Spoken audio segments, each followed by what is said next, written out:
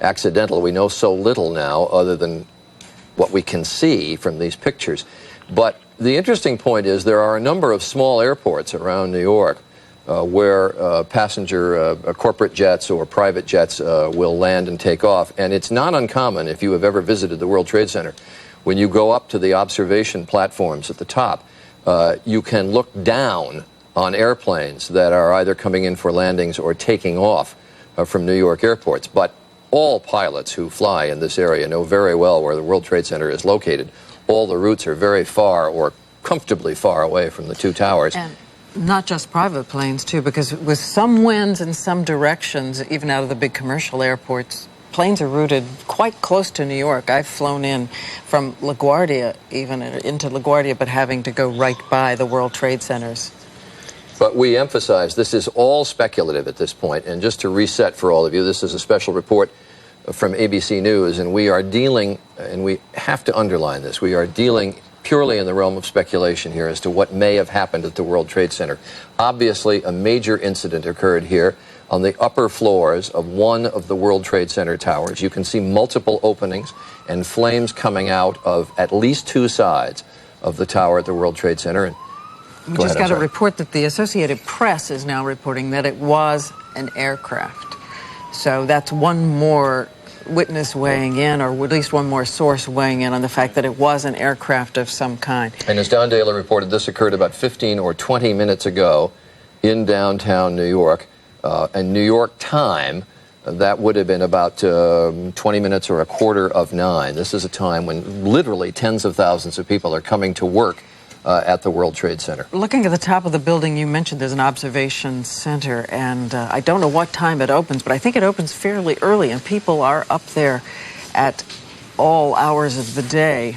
Families, tourists coming in to look at the city of New York from atop it. Also there, I don't know if this is the building that has the restaurant on top of it as well, but in those high floors, there are places where tourists team in the morning, even if the regular workers weren't in. And we remind you again that there was a terrorist bomb that did go off at the World Trade Center years ago. It was down in the garage level, but we have no Obviously, reason, no as we say indication over that and this over could have again, been related to that.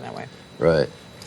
Now, Don Dahler, ABC's Don Dahler, who is on the scene. Don, just give me some description again of what you can see now. What we're seeing, it appears that there is more and more fire and smoke enveloping the very top of the building. And as fire crews are descending on this area, it does not appear that there's any kind of an effort up there yet. Now remember, oh my God. Oh my God. That looks like a second plane. I did not see a plane go in. That just exploded. We just saw another plane coming in from the side. You did. That was out of yes, and that's the second explosion. You could see the plane come in just from the right-hand side of the screen. So this looks like it is some sort of a concerted effort to attack the World Trade Center that is underway in downtown New York. We will see that scene again just to make sure we saw what we thought. We're going to give you a replay of what we just saw, and I must admit I thought it was some sort of fire equipment coming in or some sort of observation plane, but it was obviously designed to attack the World Trade Center. We're going to show you that. Here's a replay of the videotape. In a second, that looks like a good-sized plane came in and hit the World Trade Center from the other side. So this is obviously, or would seem to be, and again, I'm dealing in speculation, but it would seem like there is a concerted attack against one of the towers of the World Trade Center underway. We had seen a plane coming in from the other direction earlier. I'd noticed it. Had you, Charlie? I didn't know if it was that plane that then circled wide and came back from another direction, but we all watched it. And I just assumed. Don, could you hear that? Could you hear that plane as it came in? I did not hear that plane, but I had to step inside the window because the fire crews were so loud, the sirens, that I couldn't hear you. I got you. I did see the explosion, but the side of the building that the plane entered was just outside of my view. So all I saw was this huge fireball and the explosion. Well, the shot that we've got is now just from one side of the World Trade Center. But this is the shot again. This is moments ago of this second plane coming in, and this is now in slow motion. Oh, this is Terrifying. Awful. To watch powerless is a horror. They waited for the coverage. They waited for the coverage.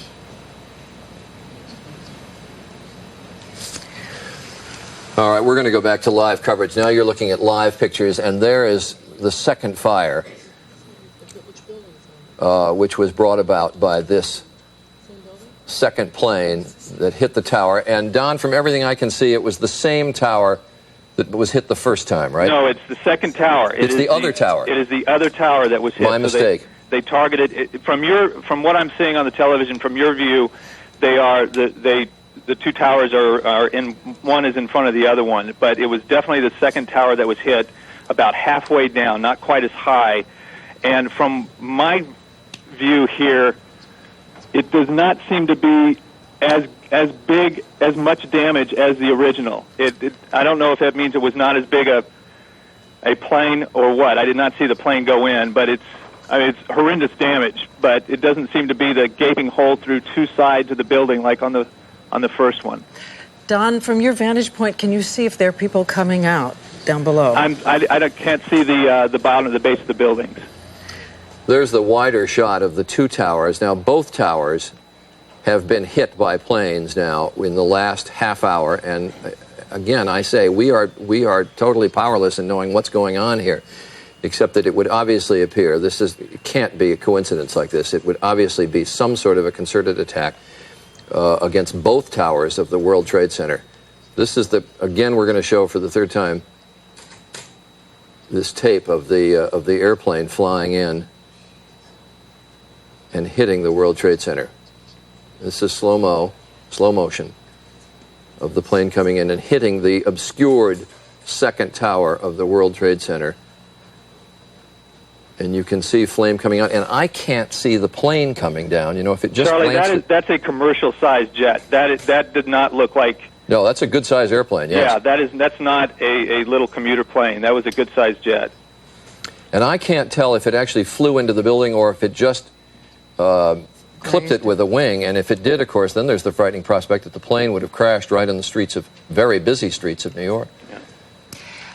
It seems, and this is a small hope, that the fire may have gone out from the first site. I don't know if we can get the camera in close or not. It doesn't mean that the smoke isn't still terrifying and deadly.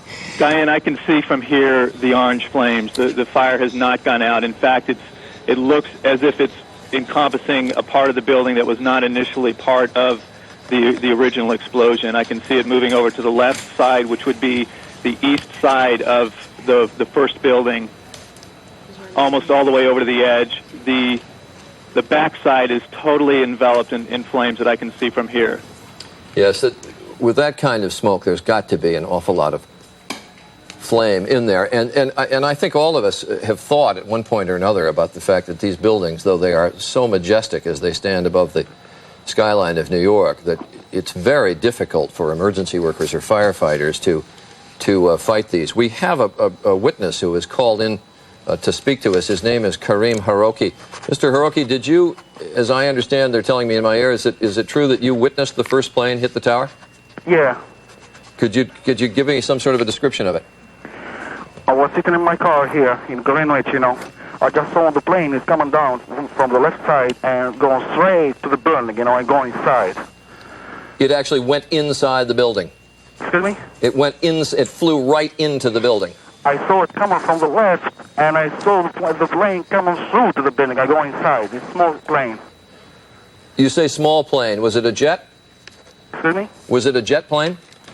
No, it was plane, you know, like they teach the people for the plane is like a small plane, you know. It's that kind of plane. You mean like a small single or double engine yeah, double plane. engine, yeah. Right, and it actually went into the building there on the upper floor. Yeah, going into the building. And I never saw that plane before. It's like something, I don't know, it's like they work with the motor. I never saw a plane like that before. Yeah. All right, Mr. My car, she's nice. Mr. Haroki, you are down in that area right now then? Yeah, I'm in Greenwich here on North Mall Street. Can you tell if there's a large number of fire equipment and emergency equipment on the scene? Excuse me? Can you see fire equipment or emergency equipment on the scene? I don't know. The fire is upstairs in the building, and the second plane is where the other building too. And did you see the second plane come in? Yeah, I saw the second plane is going boom. I heard, you know. I just wake up my head like that. I saw it inside too. And that second plane much larger than the first? Same. The same. Both same. They're both the same? Yeah. Because the pictures we see, the second plane looks rather large. No, it's not like, it's going inside too. It's going inside on the building too. And the second hole, it's smaller than the other one. And it actually also penetrated the building. You could see it go in. Yeah, it's inside. It's inside. No plane is outside. Nothing. Now, can you see if there are people fleeing the building? We don't have shots yet from street level. Can you see if there are people leaving the building? No, I can't see because I told you on the Northmore and Greenwich, I just saw up the building. I can't see downstairs. So you're in Greenwich Village? Yeah, no, in Greenwich Street and Northmore. Oh, I see, on Greenwich Street. Okay, yeah. I can. That's just to locate people who don't know New York. That is right in the vicinity, right nearby, but not actually on the site of the World Trade Centers. ABC's Peter Jennings is at the anchor desk uptown here in New York and is now in position. Peter, I suspect you are looking at exactly the same pictures. Well, I know you're looking at the same pictures we are. We are, Charlie. We've been watching it from the beginning, and we'll be watching this for much of the day. There is chaos in New York at the moment. There have been not one but two incidents, as Charlie and Diane have so ably reported so far. The second one coming at 9:03, when television was on live, and you could see what was clearly a jet aircraft flying into the second trade tower. Both trade towers now, these 110-story high towers, have now been hit. There is chaos here, or there's chaos in the immediate area. There is confusion in Washington, because now everybody is engaged in this. The Pentagon is involved in this. All the intelligence services are engaged at this in the morning. And as we look at those towers, let's just simply keep looking at these towers this morning. And if you have the feed at home, I actually don't have it here, so somebody could please make sure that I have the photo picture of what's going on. The various airports in the area, Newark and LaGuardia particularly, have already suspended operations. The city asked the Federal Aviation Administration for permission to close down airspace in all of New York, lest there be a third aircraft or some other untoward incident involved. And ABC's John Miller is with me here, who's been listening efficiently to all of his police sources. And John, I gather the city is ordering a major evacuation from a number of public buildings and a number of these very high-profile targets. They're going into what they call an Archangel operation, which is a code name for essentially a major lockdown of the city, evacuating the United Nations building, the municipal building, City Hall, Gracie Mansion, which is the mayor's residence, all things that could be considered potential targets, because obviously, because of the nature of this, with two incidents, there is the potential that this is a double act of terrorism, and they are worried about other targets. All right, let's go back to the building itself. John, you work the police radio, if you would, for just a minute. The FBI is already investigating reports that a plane was actually hijacked before this collision, this incident, this attack occurred at the World Trade Towers. In Washington at the moment, the presumption is that this is a terrorist attack, according to ABC's John McWethy, though it's very difficult at the moment for anybody to get a clear appreciation of what has actually happened, because it has happened so quickly.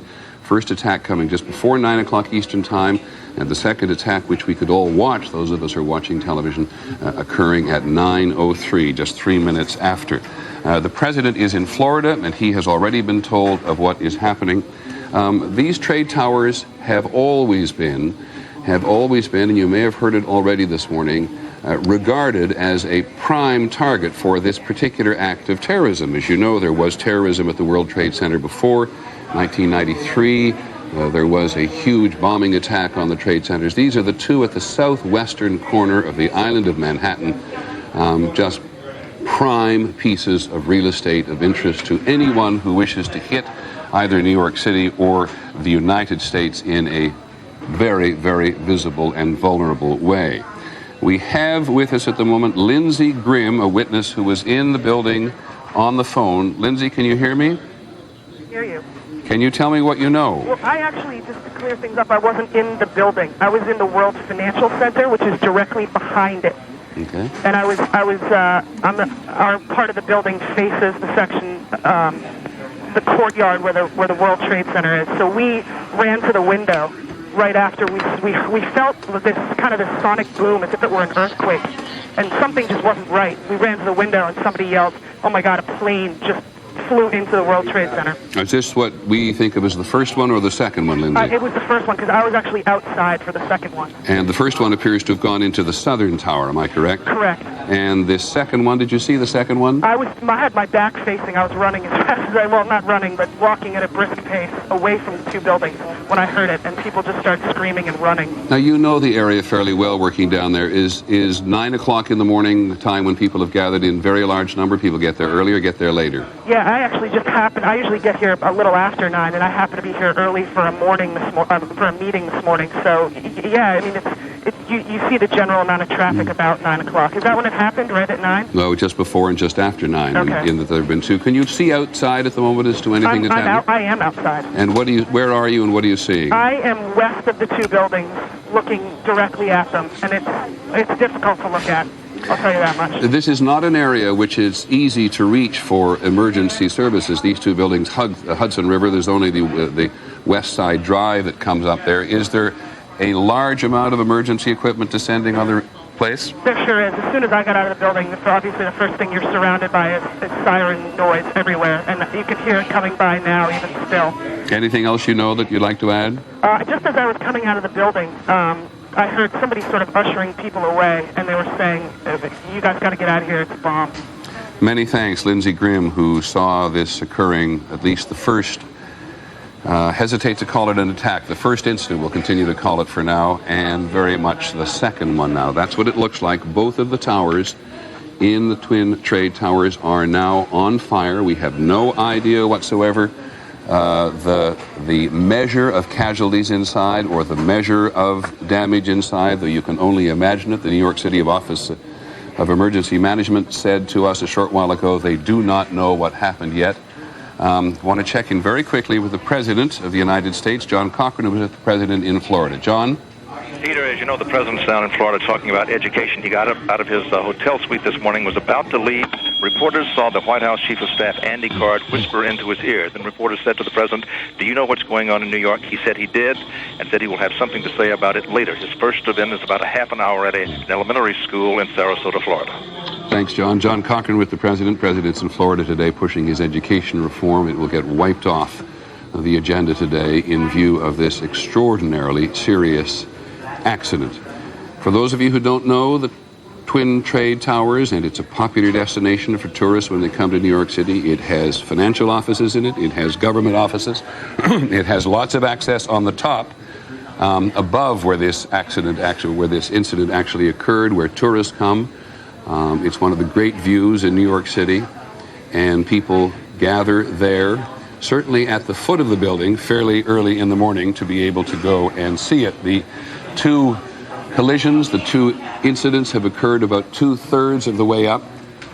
John Miller, we haven't, we haven't had a aircraft fly into a building in New York, as far as I know, since just after the Second World War, when the Empire State Building. When it flew into the Empire State Building.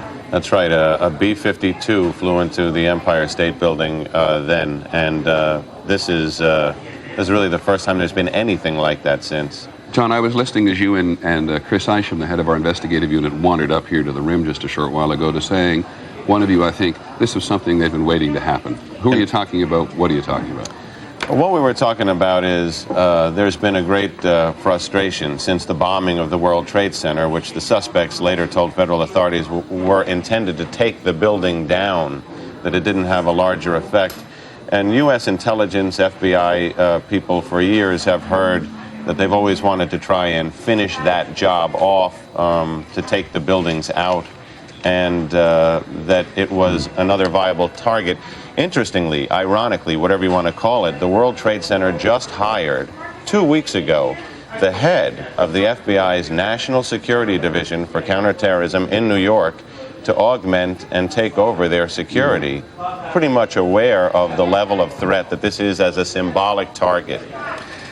One of the things that anybody mounting security in the World Trade Center himself will not be able to necessarily appreciate is what has happened at some distance. And there are a couple of reports speculative at the moment, drifting around, including one on the Associated Press, which says the FBI is investigating reports of a plane hijacking just before the World Trade Center actually crashed. And John McWethy, our national security correspondent, is with us in Washington. John, what do you know? Peter, we do hear that there was a hijacking. It is not clear where that hijacking occurred at this point, but it is one of the many things that U.S. officials are scrambling to try to get a handle on at this point. Anything else, John? What happens at the Pentagon at a moment like this? I know everybody springs into action, but what do? What happens is there is a particular counterterrorism cell within the Joint Chiefs of Staff that goes into an emergency basis at this point. They're investigating all aspects of air traffic in the area, all intelligence that, as they sift through it, may have given them some indication that something was happening. At this point, though, there were no warnings, they say, this morning. As they go back through this information, they may cull through it and find some clue, but at this point they believe there is no warning. Thank you very much, John. Which would please call us back as soon as you have something which would call into question immediately, of course, the notion of counterterrorism in an incident like this. Now, nobody who's watching television, watching Good Morning America today, for example, saw, at least those of us working on television, saw a first plane crash into the building. Much of the country watching television this morning will have seen the second plane crash into the other tower. And we have, as you can see from a distance there, until we get our cameras on the ground producing material which we can put on the air, a pretty limited view. So we have no idea what the evacuation procedure is in the building. We do know... We're listening in the background.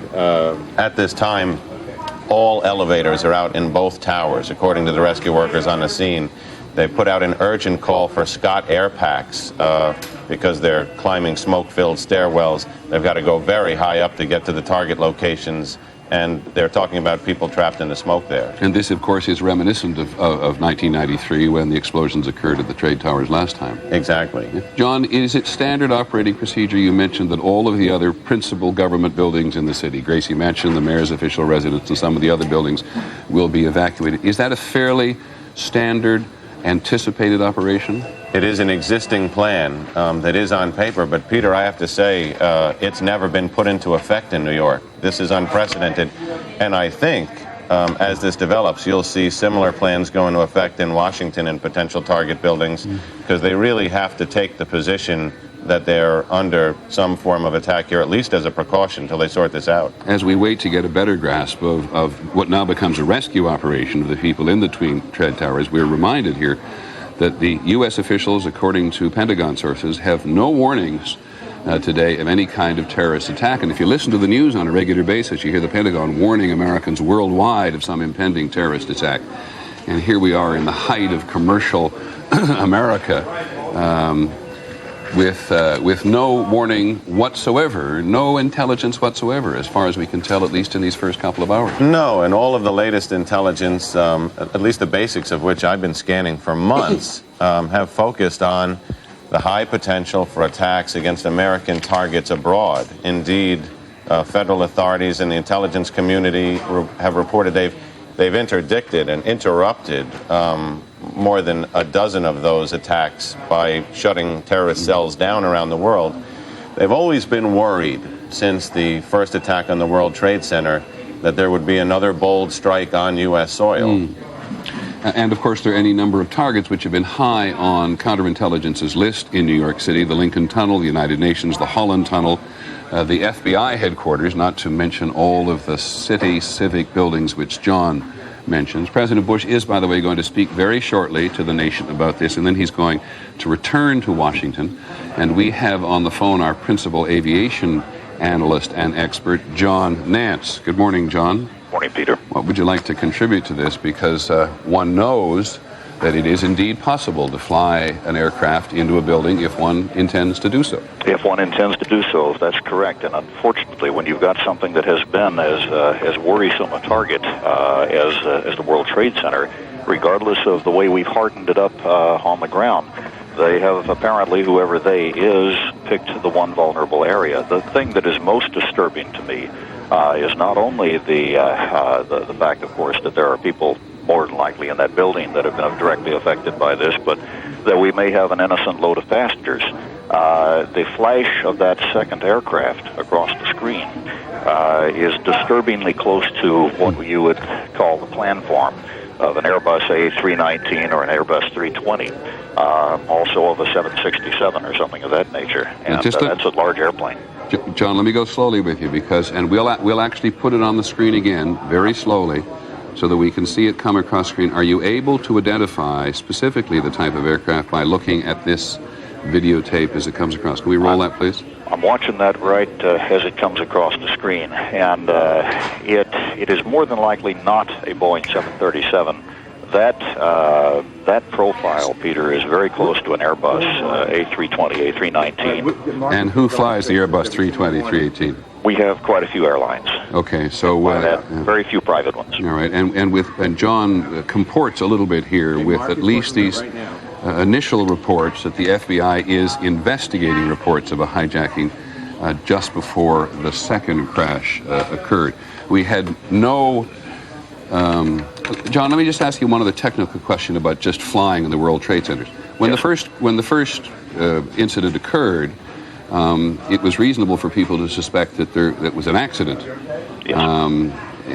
From a flying point of view, is the World Trade Center always something to worry about if you're taking off for one of New York City's airports? Not really. And the fact that we have had all these years since that B-25 crashed into the Empire State Building tells you a lot about the flight paths around New York City. You have to be so disastrously out of contact and off course, and so many things would have to go wrong to imperil any of the buildings in Manhattan. The fact that it hasn't happened tells us really how rare a situation it would have to be.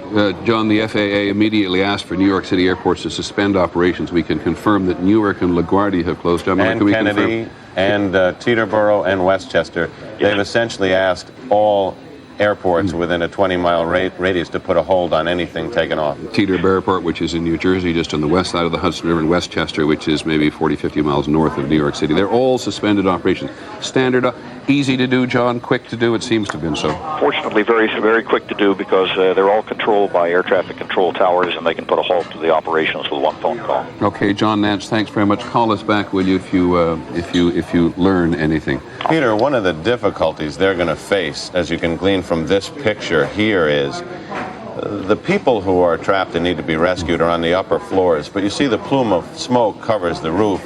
The last explosion was at the bottom of the building and the smoke rose up, but they were able to make a series of daring rescues by landing, and they've trained for this and retrained, landing police helicopters on the roofs of the Twin Towers and pulling people out. It's going to be very difficult, since the roofs are now enveloped in smoke, for the police helicopters, which are arriving at a landing zone now, just below the World Trade Center, to be able to get up there till that smoke dissipates. And that's where they had expected to pull a lot of people out this time because they had so much success the last time. Similarly, John, if you look at the two buildings, it does appear that at least in the northern tower there, or the left tower as you see it on the screen, below the incident, the building at least looks on the outside to be reasonably secure.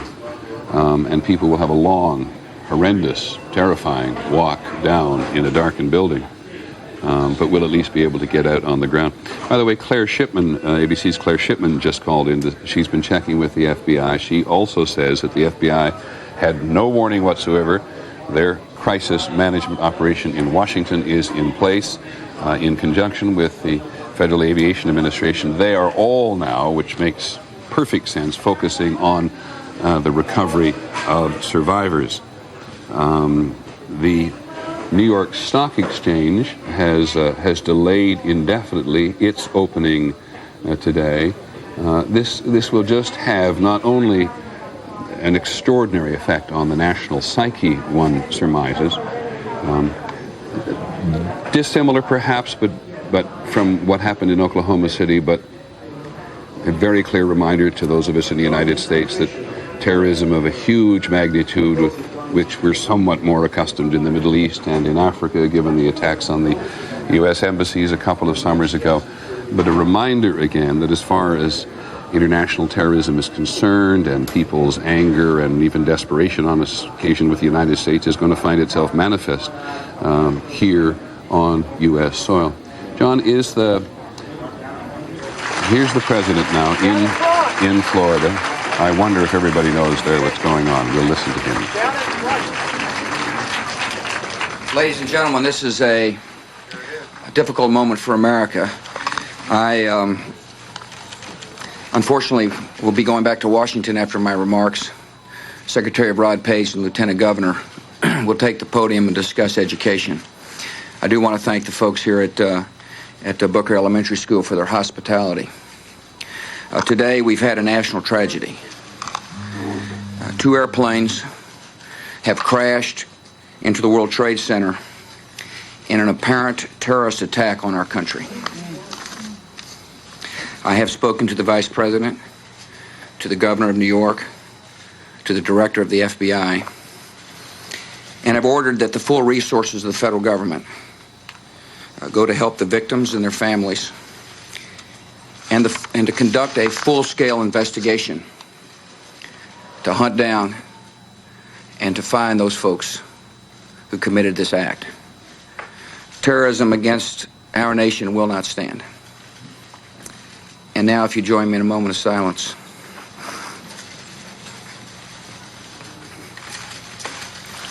May God bless the victims, their families, and America. Thank you very much.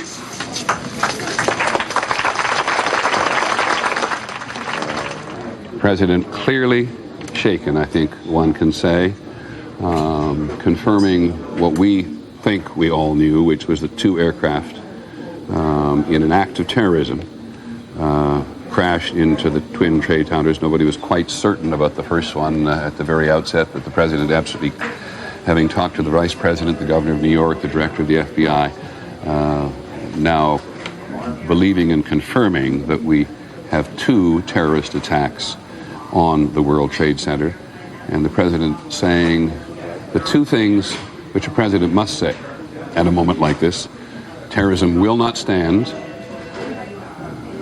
which is an important thing for him to say, but not always necessarily effective, and God bless the victims and their families. John Miller, what are you picking up on the police radio? There was a bit of a stir a moment ago because LaGuardia Tower reported urgently that there was another aircraft moving fast in the no-fly zone. Now they've contacted that aircraft and they say it's a military aircraft that's rushed to the scene to enforce the no-fly zone and literally be a presence in the area in case there is another plane headed for the building, so that there'll be some at least armed aircraft up to confront it. Just think for a second, John, how you have drawn an extraordinary parallel. We think of no-fly zones as being in southern Iraq and northern Iraq, where the Iraqis are not allowed to fly, and if they do fly, are going to be shot down. Now we have a no-fly zone all around the lower part of New York City, and perhaps on the northern area too. All of the areas, airports closed down, and armed American aircraft in the air to shoot down anybody else who wants to take a shot at the place. I mean, those are the reports that are coming across the radio now, and if they're true, it's quite incredible and certainly unprecedented. Well, it would also suggest, as best you can tell, looking at it from this very sort of antiseptic environment that we are all in our newsrooms, is that the reaction has been fairly quick. New York City has an Office of Emergency Management. It's over here on the west side. It's a great bunker. Which the city, ironically, it's located in the World Trade Center complex, although not in the Twin Towers. Just right next door, north of the Trade Towers, right. in the World Trade Center, in the other northern World Trade Center there. And on an occasion like this is not one they absolutely anticipate when they got going. They're talking very concerned with chemical and biological warfare. They've got extensive plans about that, which they very often demonstrate to the press. I'm going to interrupt myself and everybody else for a second because one of our senior producers, Mark Obenhaus, is on the phone, and he saw the incident. Mark, do you hear me? I do indeed, Peter. Go ahead. Well, I was leaving my house to go to work, and I walked down the street to go to the subway. I was at the corner of Franklin and West Broadway, and as I was approaching the subway, a tremendous roar went over my head, and I looked up immediately, and it was a plane, and much lower than I've ever seen a plane in Lower Manhattan. And it was a large plane. I couldn't identify it as anything specific except that it was a commercial jet, certainly. And then my eye follows it, because this is approximately 15 blocks from the World Trade Center, and it just slammed right into it and was completely engulfed by the building. It was extraordinary. No wings flew off, nothing like that. It just went directly in, creating this sort of cavern-like hole, and suddenly then big flames started protruding from it, and then of course smoke, and then debris started just catapulting. And of course the area that we're in, there's a great deal of foot traffic, and people are just approaching and beginning to just gasp at just the sight of the building itself. Even if they hadn't seen it, the actual incident, the actual impact, just the sight of this huge building engulfed in flame with this massive cavernous hole in the side of it. And we stood there, I can't tell you the amount of time, I would estimate to about 15 minutes. And of course there's all kinds of services coming down, fire department and so forth. And then suddenly, from my vantage point, which would be north of the building, the far tower suddenly explodes in flames. Yet again, a similar kind of an event. And I now see, I've run down the street to my home where I have the television on, and I saw that too was another airplane. From our vantage point, you couldn't tell what exactly it was that hit the second tower, but it was a similar, seemingly almost like bomb blast, and with flames and debris protruding wildly from the building. Mark, let me ask you a couple of more specific questions. You now confirm for us, I think, that it was the first attack on the tower that you saw. Yes. What direction was the aircraft coming from? It was coming from the north. It was coming from the north down over Manhattan itself? Yes. It would have been flying roughly over the west side. I'm on, as I say, West Broadway, which is probably a quarter mile from the river. So it was on a direct path north, from the north, into the North Tower. Do you remember whether it had 2 engines, 3 engines, or 4 engines? I do not. It was very quick. It struck me, the profile, the body of the plane was of such scale that I immediately identified it as a commercial jet. It happened so quickly I couldn't tell whether it had windows on the side or what. It could very well have been some sort of a transport plane, but it was a large plane. As opposed to occasionally down here you do see smaller prop planes or smaller aviation stuff that flies around here, sometimes doing movies and things like that.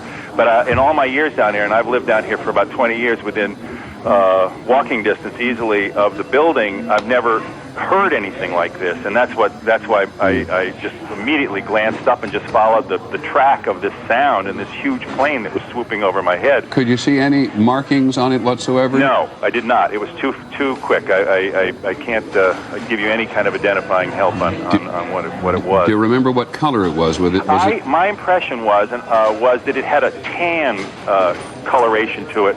However, the sun, it was very low in the horizon, and I think kind of orange, and it may have been simply the color of the sun reflecting off a silver exterior. I really am not sure of that. Okay, Mark. Anything else? What's the mood in the environment down there at the moment? As if it's not hard to imagine. And everyone who glimpses it close up, it's quite different seeing it from the ground than on these television pictures that I'm now looking at, because it's close to you and you see what the impact must have been like, and you see the kind of devastation that has incurred by the buildings, and it's just frightening is perhaps even too mild a word. Okay. It's absolutely just a horrible sight. It reminds you of the worst kind of effects in movies that you're reassured watching a movie that it's an effect, but this is not. Well, Mark, you and I were supposed to have a meeting not long from now. We'd prefer you to go and work the story if you would, and call us back as soon as you can. I will indeed.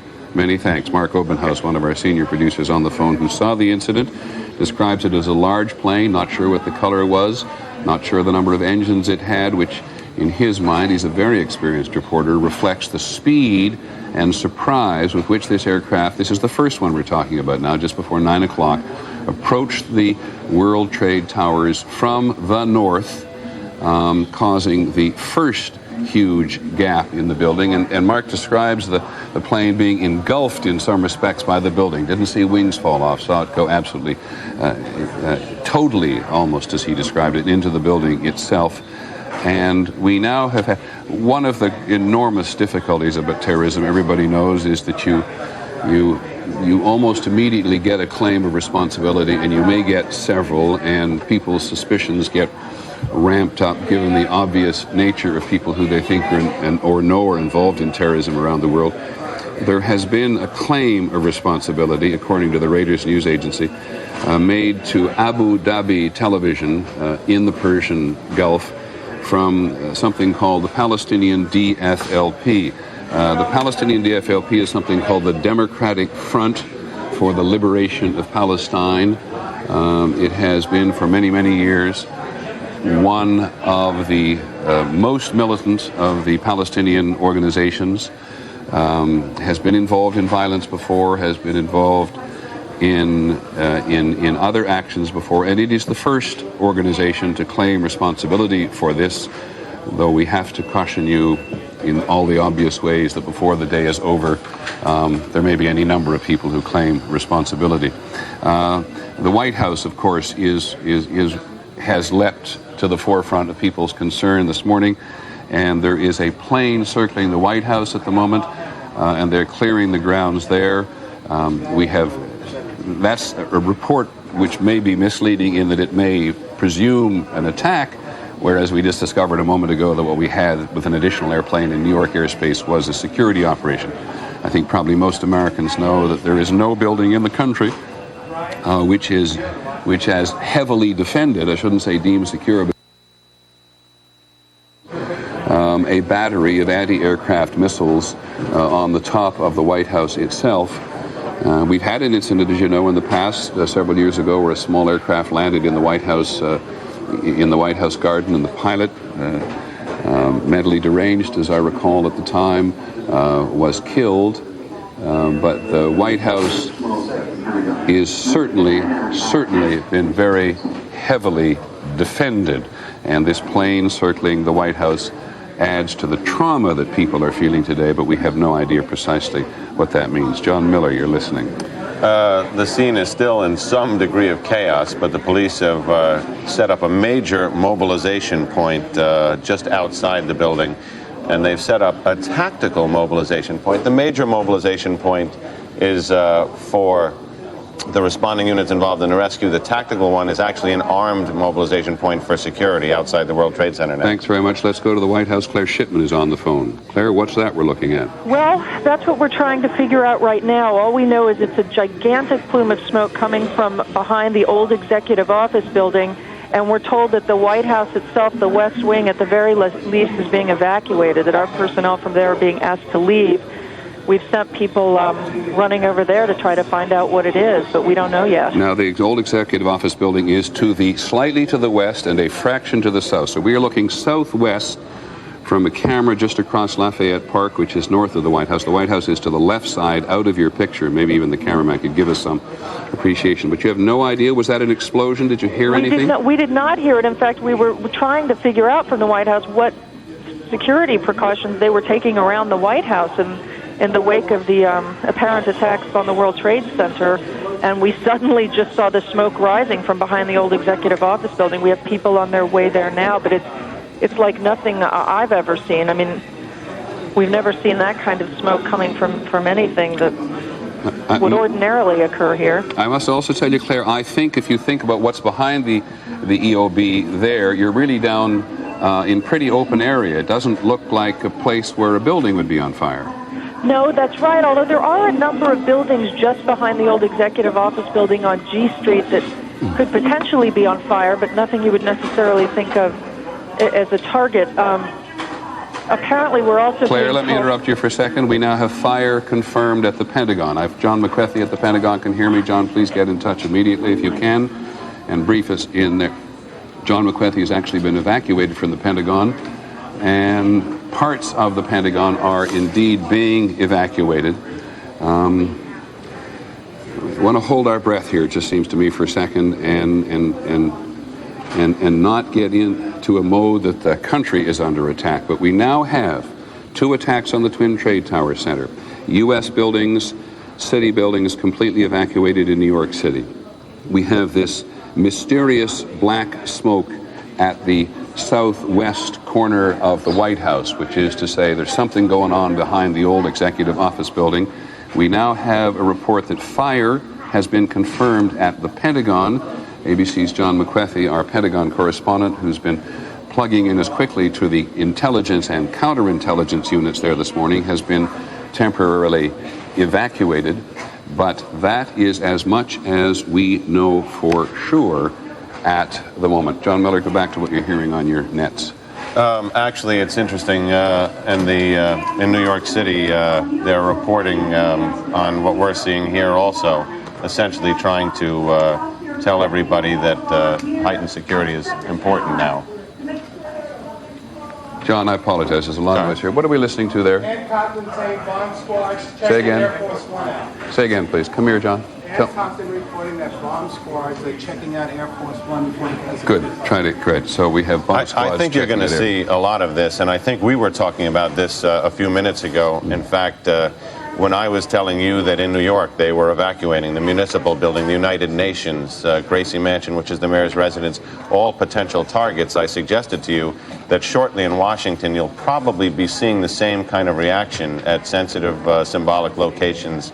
And apparently that's become more than a concern, but perhaps a reality. Okay, we do know, or at least the Associated Press is now reporting, that an aircraft crashed near the Pentagon, and the West Wing of the White House, as Claire Shipman told us, was evacuated amid these threats of terrorism.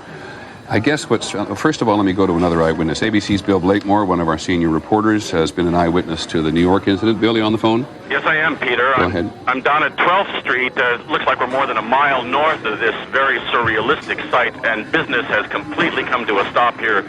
Looks like throughout lower Manhattan, people standing in the streets, cell phones aren't working. A few of these phone booths, such as I'm talking to you from now, are working. One man, just shaking his head, said to me a few moments ago, I was supposed to be at a meeting in the building at 10:30 this morning, and then I saw the second plane hit the tower in this flash of light. There's a complete cessation of regular life. There's one delivery man standing here looking like he doesn't know where to go with this stack of beer crates. So all of lower Manhattan is just standing in the streets on this sunny morning looking at this unrealistic sight in front of us, this gray smoke coming out of the trade center. Okay, Bill, talk to as many people as you can. Call us back when you can. I want to let you know we're going to get back to ABC's special coverage, but we ourselves, what started in New York is now happening in Washington. We want to get more into that this morning. That's right. I'm Carol Costello. Don Hudson. We want to go live to Sam Ford right now. He is live at Reagan National Airport with an update on the air crash at the Pentagon. Sam Ford, tell us what you can. Well, Carol, as you can see, there's this huge cloud of smoke behind me, and that is the location of the Pentagon. We had come here to National Airport to, continue our coverage of the situation in New York because the airports had been shut down. No sooner had we gotten here and stopped the car than we looked up, and there was this cloud of smoke billowing from the Pentagon. There had been a traffic accident here at National, and a number of emergency vehicles were dealing with that. Then suddenly we saw this, and I would say within a couple of minutes, they were all tearing out of here, heading toward the Pentagon. We asked folks here. One of the police officers told me that he had heard a plane had gone into the Pentagon. Obviously, more of the situations in New York. People here are extremely nervous, and some are saying that they wanted us to leave this area. We don't know if they're going to shut down the airport or evacuate this place. If this is a concern, at this point, people are still here, but there is concern about the safety of this place. Obviously, with these bombs going off or planes crashing into buildings all over the place.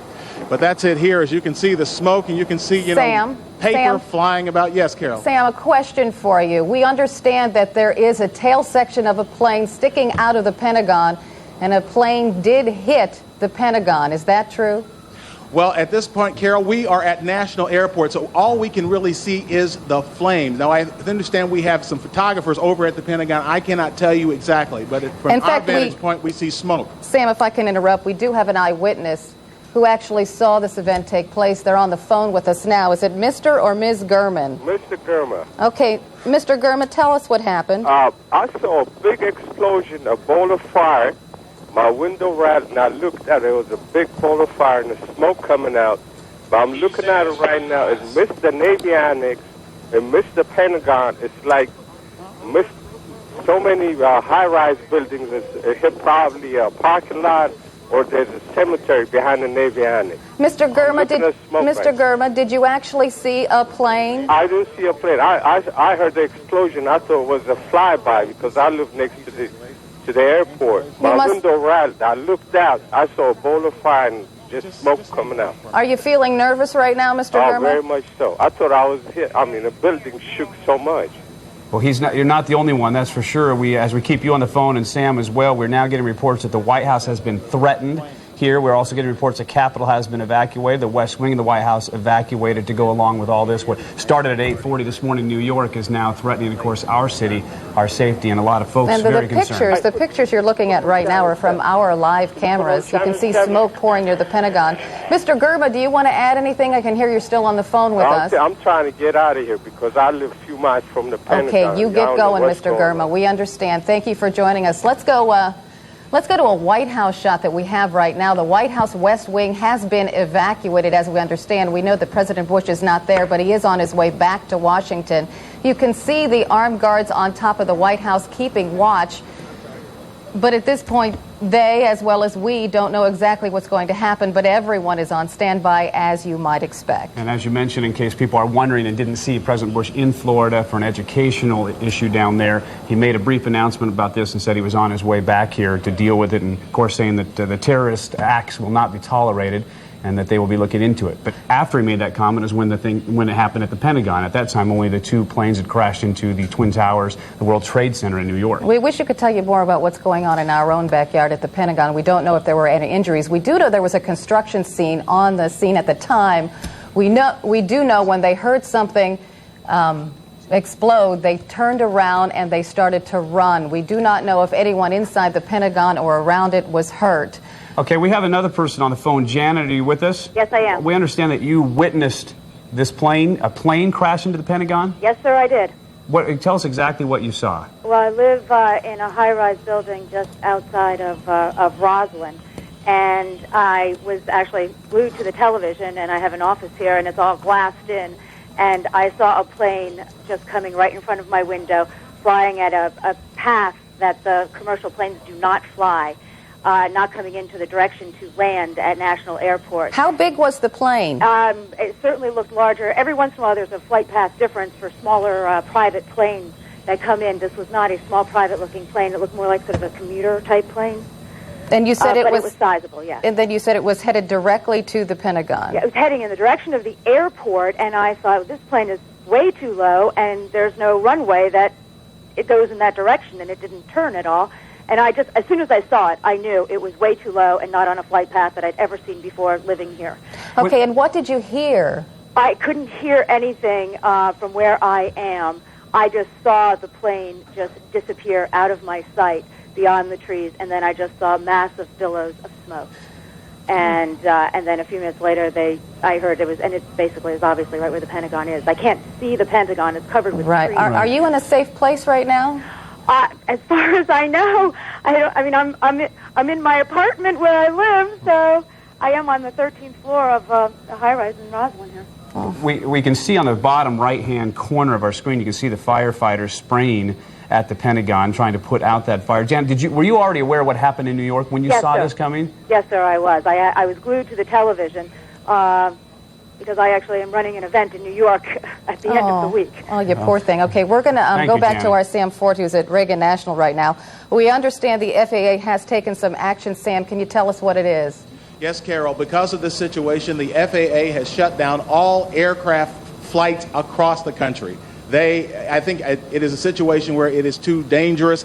Right here at National Airport, you normally would have planes taking off and landing. There are no planes taking off or landing here. The skies are clear, and there is smoke covering the area. This gentleman is named Todd Nelson. You were just picking up debris. What is it? Some sort of... It looks like insulation. I was just standing here watching, and all sorts of paper and debris and insulation. I'm sorry, yeah. This was what... All sorts of paper and debris and insulation were just flying down, landing on us over here, and it's just amazing. Yeah, some sort of insulation or some sort of debris that appears to have come from the Pentagon crash coming through the air. You could see papers flying through the air, things like that. So that's the word from here. We're hearing the FAA has shut down air traffic across the country because of this situation. Understandable. Thank you very much. Sam Ford reporting to us live from Reagan National. We have another eyewitness on the phone right now. His name is Charles Tanner. Mr. Tanner, Yes, tell I'm us right what here. you saw.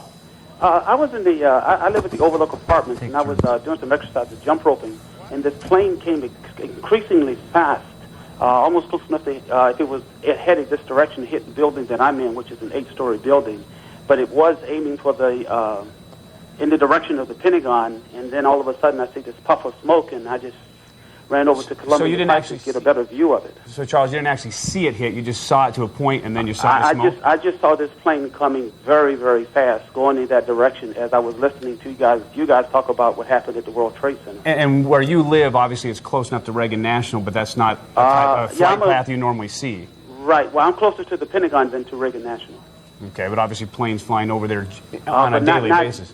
This is usually not the flight path of any aircraft.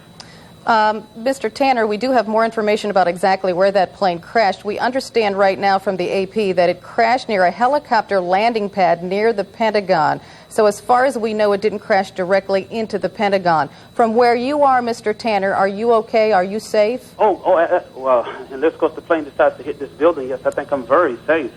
Can you believe that this is happening in Washington, D.C., Mr. Tanner? I want to say yes and no, okay, because of different terrorist activities and things of that nature, and because of what happened at the World Trade Center, I would say that it doesn't surprise me. I'm just a little shaken that it has happened. And I'm not sure when we talk about that helicopter pad, if it's the one that's on the west side where you drive by all the time on the main street, that you can see if there's another one there as well that a lot of folks go by there on a daily basis. We quickly want to recap before we return it to ABC News. The State Department has now been evacuated. The White House has been evacuated. The Capitol has been evacuated. There was a credible threat to the mansion, which I'm talking about the White House here. And so the entire White House has now been evacuated. Of course, this all started in New York about 8:40. We want to go back to ABC News and allow them to continue their coverage of this entire and unbelievable incident that's going on. I'm Don Hudson along with Carol Costello. We send it now back to ABC News. Just before 9 o'clock, and the second one was after that. And, John Miller, you're listening. Actually, it's interesting. There's no way to characterize any part of this as fortunate, but if you look at cities who are prepared to handle an incident like this, and as you've seen New York's emergency response to this, it is probably one of the few places that is prepared with the kind of equipment, response, and rescue efforts that could actually address something like this. And Washington is probably the other. Immediately when this happened, the entire emergency service unit, which comprises hundreds of specially trained cops, was mobilized to the scene. Now a triage center for the injured has been set up just around the corner from the World Trade Center. It's an incredible scene down there with a tremendous amount of equipment. The Federal Aviation Administration has actually gone even further than it did a few minutes ago. It was asking all planes not to take off. Now the FAA has ordered all aircraft currently in the air over the United States to land at the nearest airport. Now you can imagine what may be happening, or what they think might be happening in some part of the country, that there is somebody else on some aircraft coming from somewhere or going somewhere with evil intentions. And so all aircraft currently in the air over the United States have been ordered to land at the nearest airport.